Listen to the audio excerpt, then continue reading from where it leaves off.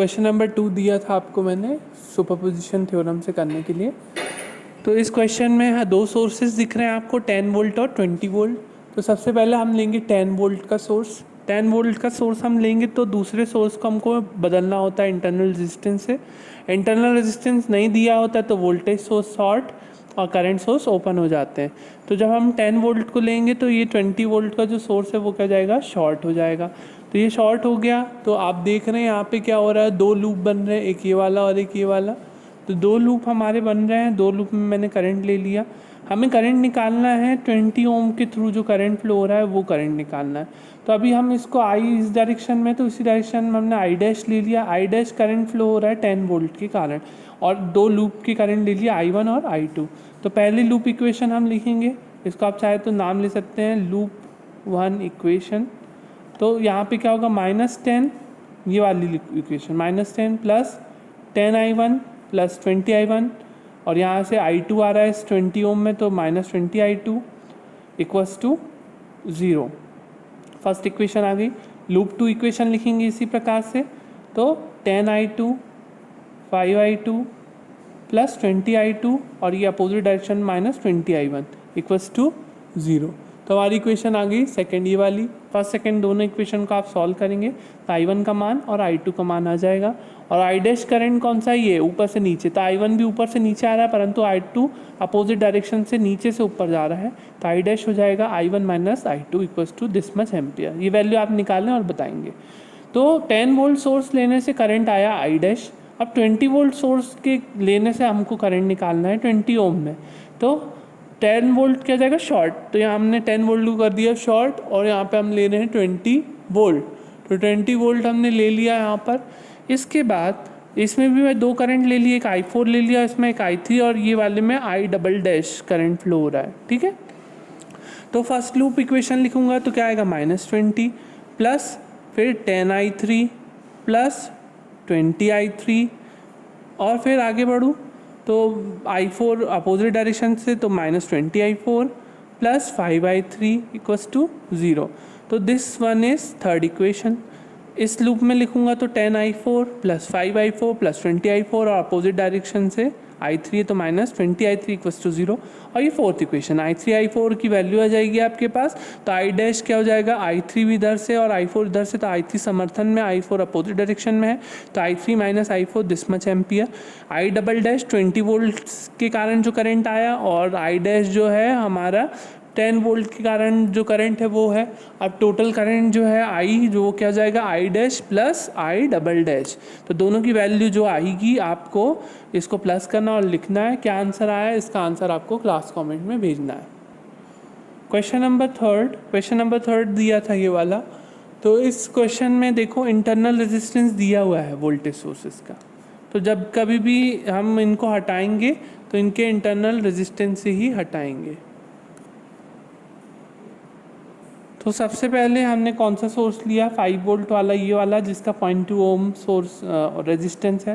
तो ये वाला सोर्स लिए, तो इसको हमको क्या करना पड़ेगा, शॉर्ट नहीं, ध्यान रखें, इसको हम अब हमें इसके आंतरिक प्रतिरोध से बदलना पड़ेगा, क्योंकि आंतरिक प्रतिरोध दिया हुआ है 0.1। तो ये शॉर्ट नहीं करना है, 0.1 लिखना है आपको। तो इस क्वेश्चन में यही था जो चेंज था। जब आप इसको लेंगे तो आपको I1 I2 दो इक्वेशन मिलेगी, दोनों लूप की लिखोगे, I1 I2 का मान आएगा। और हमें किसके थ्रू निकालना है, हमें पावर लॉस निकालना है 4 ओम के थ्रू, है ना। तो 4 ओम के थ्रू हमने आई डैश करंट ले लिया, इसी डायरेक्शन में I2 भी है, तो आई डैश और I2 की वैल्यू सेम होगी, तो जो I2 की वैल्यू आएगी वही आई डैश की वैल्यू है। वैसे ही आप 5 वोल्ट 0.1 ओम सोर्स वाला लेंगे और इसको क्या करेंगे, आप इंटरनल रेजिस्टेंस से रिप्लेस करेंगे, तो आपके पास सर्किट ये आएगा 0.2 ओम, 2 ओम, 4 ओम और 6 ओम और 5 वोल्ट 0.1 ओम, ठीक है। तो दो लूप इक्वेशन यहाँ पे भी लिखेंगे आप, ये आप देख लीजिएगा। I3 I4 आएगा, और आई डबल डैश इधर इस समय I4 के बराबर है, तो आई डबल डैश की वैल्यू आ जाएगी।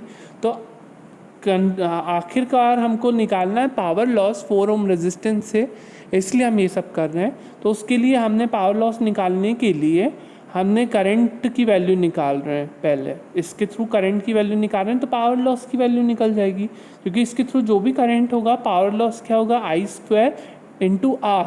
आई स्क्वायर होगा इससे बहने वाली धारा और आर होगा खुद 4 ओम, तो इसलिए हम आई की वैल्यू निकाल रहे हैं। तो आई डैश हमने निकाला 5 वोल्ट 0.2 ओम सोर्स की वजह से, और आई डबल डैश जो करंट निकाल रहे हैं हम 5 वोल्ट 0.1 ओम सोर्स की वजह से। तो इससे आई डैश की वैल्यू हो जाएगी और इससे आई डबल डैश की वैल्यू हो जाएगी। तो इस प्रकार से 2 इक्वेशन इसमें मिलेगी हमें 2 लूप की, ये आप लिख लेंगे। ध्यान रखिए जैसे हम पहली लूप इक्वेशन लिख रहे हैं तो ये -5 प्लस, अब इसमें रेजिस्टेंस भी है ध्यान रखो, तो -5 तो लिखोगे प्लस 0.2 I1 भी लिखेंगे, फिर प्लस 2I1, फिर उसके आगे 6I1 और यहाँ से I2 है तो -6I2 equals to 0। So this will be first equation. Second equation लिखेंगे तो 4I2 plus 0.1I2 plus 6I2 और अपोजिट डायरेक्शन है I1 है तो -6I1 इक्वल्स टू 0। तो यहाँ से I1 I2 निकल जाएगा और I डैश यहाँ पर जो है I2 के बराबर ही है, तो ये दोनों करंट सेम है तो I dash equals to I2 equals to this much ampere. और जब यहाँ पे ये वाला सोर्स आप कंसिडर कर रहे हैं तो ये वाले सोर्स को कंसिडर करने से भी 2 इक्वेशन बनेगी। ध्यान रखें इसमें भी जब आप लिखेंगे तो 4I4, ध्यान रखो कि जिस डायरेक्शन में आप I डबल डैश ले रहे हो उसी डायरेक्शन में लूप करंट भी लो। अगर आप ऐसा करंट ले लोगे तो फिर आपको ये ध्यान रखना पड़ेगा कि जब आप आई डबल डैश लिखो, जब अगर करंट ऐसा ना लेकर आप अगर ऐसा लेते I4 तो I double dash equals to होता -I4। आई डबल डैश क्या होता -I4, लेकिन हमने I4 को आई डबल डैश की ही डायरेक्शन में इसी डायरेक्शन में लिया है तो हम इसकी इक्वेशन लिख सकते हैं। आप जैसे इसमें लिखेंगे 4I4, आगे बढ़ो +5 और इसमें रेजिस्टेंस भी है तो इसमें क्या जाएगा 0.1I4, फिर आगे बढ़ें 6I4 और यहाँ से I3 भी इसी डायरेक्शन में, I4 भी इसी डायरेक्शन में, I3 भी इसी डायरेक्शन में, तो अब माइनस नहीं होगा, I4 भी 6I4 होगा और प्लस इसमें I3 भी आ रहा है तो प्लस 6I3 होगा इक्वल टू 0, क्योंकि दोनों करंट की डायरेक्शन क्या है सेम है। अब इसकी इक्वेशन लिखेंगे हम तो ये क्या होगा 2I3 प्लस 0.2I3, फिर आगे बढ़ें 6I3 और यहाँ से I4 भी है तो प्लस 6I4 इक्वल्स टू 0। तो I3 I4 की वैल्यू जो भी आएगी आई डबल डैश की वैल्यू क्या होगी, आई डबल डैश जो होगा I4 के बराबर होगा। तो I4 का जो भी वैल्यू आएगी तो हम total current through 4 ohm resistance निकालेंगे तो कैसे निकालेंगे, I dash plus I double dash equals to this much ampere. Power loss अगर हमें निकालना है तो पावर लॉस के लिए हम क्या करेंगे I²R, तो I² आपके पास जनरली है I² में I के थ्रू 4 ओम के थ्रू जो करंट है वो उसका स्क्वायर इंटू 4। क्वेश्चन नंबर 4, अब इसमें 2 ओम के थ्रू जो बहने वाली करंट है उसका मान हमें निकालना है। तो 2 ओम के थ्रू जो करंट फ्लो हो रही है उसके लिए हमने आई ले लिया, परंतु हमें अब अलग अलग सोर्स लेना पड़ेगा। पहले 5 वोल्ट लिया और फिर 10 वोल्ट लिया। 5 वोल्ट लिए तो सर्किट ये हुआ, 10 वोल्ट लिए तो सर्किट ये हुआ। 3 लूप बन रहे, तीनों में लिए हमने करंट, इधर भी 3 लूप बन रहे तो तीनों में हमने करंट लिए, ठीक है। उसके बाद लूप 1 की इक्वेशन लिखो, लूप 2 की इक्वेशन लिखो, लूप 3 की इक्वेशन लिखो, फिर लूप 1 की इक्वेशन लिखो, 2 की यहाँ पे और 3 की।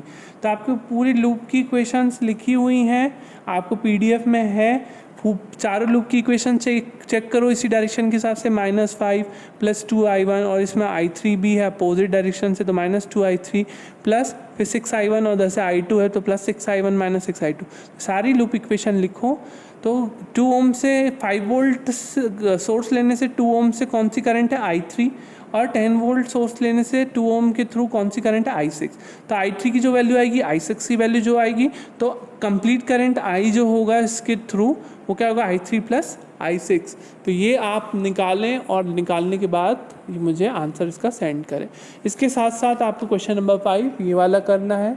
इसमें 10 ओम रेजिस्टेंस के थ्रू IX करंट जो दिया हुआ है उसको निकालना है सुपरपोजिशन थ्योरम का यूज़ करते हुए।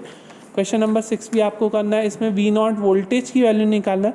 देखो जैसे पावर लॉस निकाला था उसके लिए भी हमें करंट निकालना पड़ा था, तो अगर हमें वोल्टेज ड्रॉप भी निकालना है तो उसके लिए भी हमें करंट पहले निकालना पड़ेगा और V = IR करके हम अलग अलग सोर्स द्वारा जो वोल्टेज प्रोड्यूस होगा यहाँ पर उसकी वैल्यू हम निकाल सकते हैं।